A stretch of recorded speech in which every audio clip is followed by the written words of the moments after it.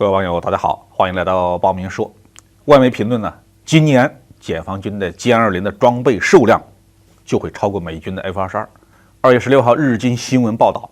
在2023年年内，解放军装备的歼20的数量呢，就会超过美军装备的 F-22战斗机，必将给世界空中力量的对比带来巨大的影响。根据外电的估计，到2022年底，解放军空军拥有150架左右的歼20战斗机。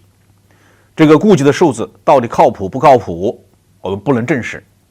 因为早期型的歼20呢需要使用从俄罗斯进口的 IL-31F 发动机作为动力，而中俄之间的发动机交易的数量是没有办法保密的。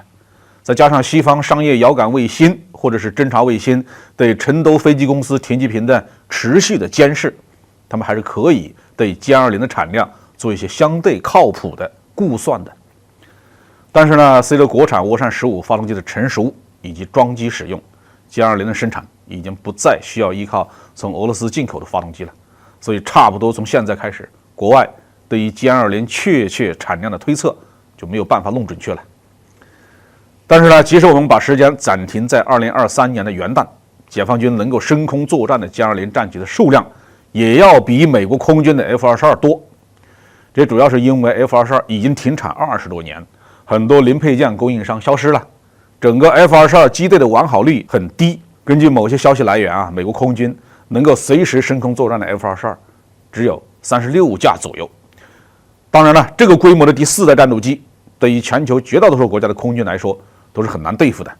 因为 F-22拥有代差的优势。在美国空军自己组织的红旗演习当中，甚至打出了1比130的胜绩。也就是说，如果保障条件足够，一架 F-22能够歼灭对方的一个空军师，而自己就可以毫发无损。这样的技术优势也是美国空军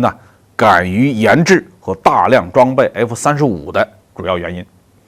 既然争夺制空权的战斗已经没有什么悬念了，那么剩下的对地打击任务就可以用一种空战能力不是那么强的战斗机来执行。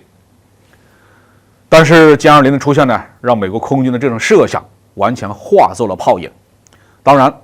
美国军方对歼20的威胁尽量的轻描淡写。比如说，美国空军太平洋部队的负责人肯尼斯·威尔斯巴赫他说中国的战斗机项目不是什么可以令人失眠的事情。美国空军参谋长查尔斯·布朗也说，尽管歼20在东海上空与 F-35的对抗表现出令人印象深刻的指挥和控制能力，但他不太担心歼20。那么如果真是这样的话，美国空军又何必急匆匆地推动第5代战斗机的研制呢？在前不久的一期节目里面呢，我曾经向大家介绍过，解放军空军第3代重型战斗机装备数量呢，已经超过了整个北约以及日韩的总和。这种情况下，美国空军要保持制空的优势，除了依靠这36架还能飞的 F-22之外，还要大大的依赖350多架 F-35A 战斗机。现在已经证实 F-35A 的隐身能力和空战能力均不是歼20的对手，所以从现在开始到2030年左右，美国空军必须面对这样一个残酷的现实，那就是在亚太地区，解放军空军的作战力量将首次在规模上超过美国空军能够部署在亚太的力量，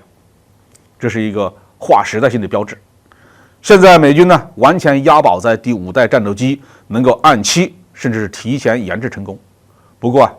美国人磨刀霍霍，中国人就会睡大觉吗？如果双方同步拿出5代机呢？美国空军想依靠装备的代差优势获得与解放军空军的战场优势，那就将永远不可能实现。好，这句话题我就说到这里。